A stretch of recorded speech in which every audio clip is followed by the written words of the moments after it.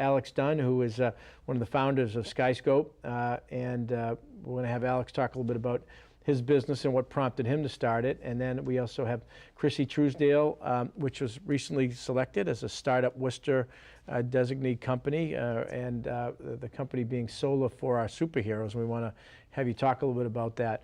But Alex, you started while you were a student, if I'm correct, this concept with another friend of yours and Clark friend about starting this business. Kind of what went into that, what encouragement, and what's it been like to be that student, new young entrepreneur? Now even though now you're a wily veteran.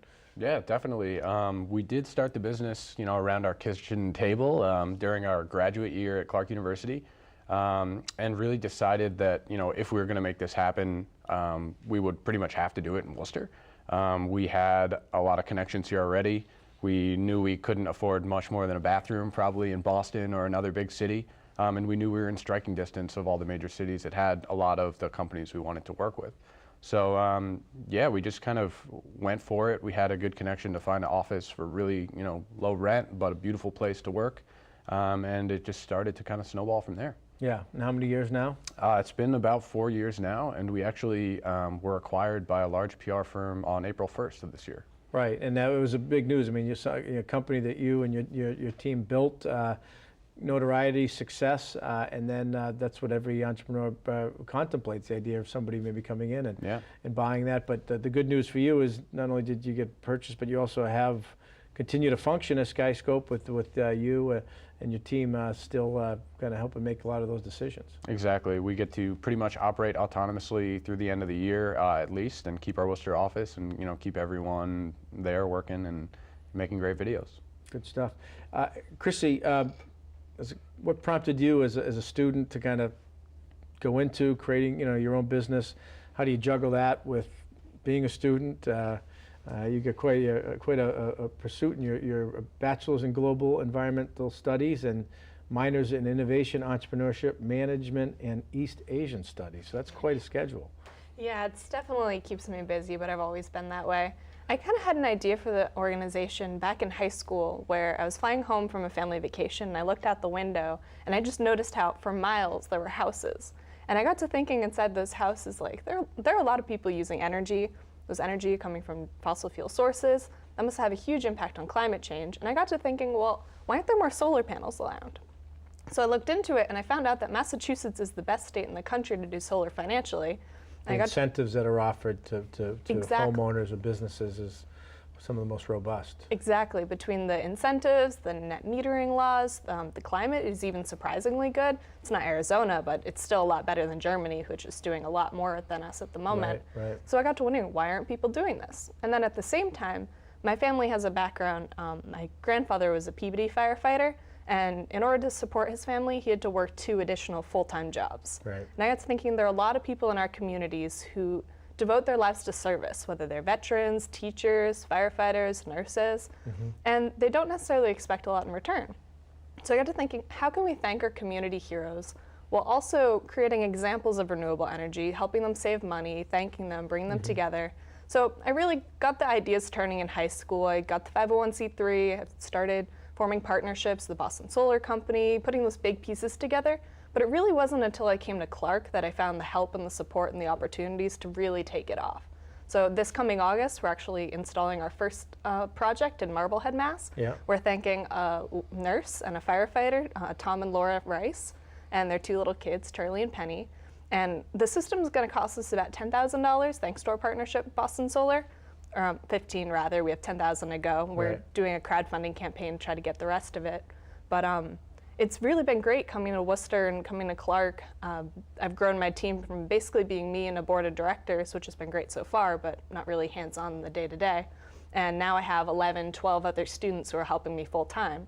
And so Solar for Our Superheroes is, the idea is to designate these kind of public service or service-related individuals or families and then bring them a whole solar array, soup to nuts, and you go out and try to raise money to do that. Exactly. So we do that, and then we give the systems to our families, so it's theirs to own. They have it. They sold the house. It'd be a part of that. But also the systems generate what are called solar renewable energy credits, and those are Heroes of Green advances signed back to the nonprofit. So that forms a sustainable source of passive income for the next 10 years for every system we install to help us fund future systems. Gotcha. So once we get this first going and the next 2 or 3 under our belt, we'll be able to sustain our operations from our previous installations, helping me get a paycheck, helping grow our team, helping just otherwise grow the business. You know, Alex, Krissy was just talking about the support and the mentorship that she's got at Clark University. I mean, one of the things that's really been interesting to observe, you know, in the 3 years that I've been at the Chamber and our partnership with the colleges and universities through the Chamber Higher Ed Business Partnership has, you know, even for the schools that maybe people traditionally think as liberal arts schools like a Clark University, there's this whole new kind of paradigm taking place on a lot of the campuses about encouraging entrepreneurship, you know, that's those support systems. I mean, your time at Clark and kind of what have you seen take place locally? Yeah, I think really what it comes down to is kind of the hands-on approach, and you know, Clark is doing LEAP right now, and they've always been a very research-heavy school, but I think a lot more of these colleges are doing more project-based work, getting students to actually, you know, think about what it's going to be like after school, and, you know, not necessarily moving away from academia, but just kind of moving towards like actually getting your hands dirty and working on projects. So I think, you know, that's a huge shift that's happening, just more of these colleges just doing hands-on work with their students and giving them really cool projects to work on. I know I had some really fun projects where I had to build a business for one class and basically get it to a point where I could launch it, you know, to get my grades. So. Well, you know, that's a big piece in terms of, you know, the soft skills that employers say that they're looking for, you know, people that can work as a team, communicate a team, take a project from A to Z. So that's kind of a real skill set. You said kind of getting your hands dirty, you know, getting something done. It's great to have degrees, but if there's not the ability to kind of execute on a project or an idea, that becomes you know, a challenge right. In terms of employment and paying back student loans and things. Krissy, you know, your time at Clark, I mean, how have they, you mentioned some of the mentoring support of the specific programs that you were a part of or are a part of now that in that regard? Yeah, one thing that's been a huge help at Clark was through the Innovation and Entrepreneurship Department. The director, Amy Whitney, she put me in touch with the Startup Worcester program, which is we recently just really sunk our teeth into, but with winning that, we have access to a SCORE mentor, we have access to the Chamber of Commerce, the Venture Forum, and all kinds of other opportunities. Another thing that I was involved in is Clark had through the department a Eureka pitch competition. Yeah. So it was, in addition to my classes, which was kind of a burden, not a burden, but a difficulty for a few months, they connected us with a mentor. So I was connected with Art Martin in the Small Business Development Center, and he helped us put together a business plan, which was sent to a panel of judges or investors. And they kind of reviewed the plan, went through a round, and then the finalists went to a 5-minute pitch competition. So I trained, practiced my pitch, get some slides together, and I presented. And ultimately, there was a $5,000 prize that was split up, and we got first place for $2,500, which helped us start funding the bulk of our first project as well. But the experience in itself, just working with the Small Business Development Center, other mentors in the community, just the practice of it was really, really great. And important. You know, they say, as we kind of bring this to a close, that recent college grads are going to probably work for 15 to 20 different companies during the course of their life. That's a whole new paradigm.